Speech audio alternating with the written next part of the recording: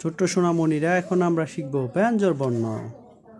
ক, খ, গ, ঘ, ঙ, ছ, ছ, বর্গের জ,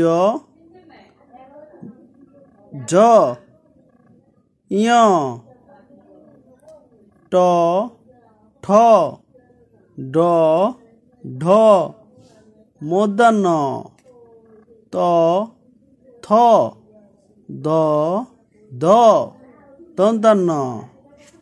আবার বলছি, ক, খ, গ, ঘ, ঙ, ছ, ছ, বর্গের জ, ঝ, ঞ, ট, ঠ, ড, ঢ, মূর্ধন্য, ত, থ, দ, দ, দন্তান্ন।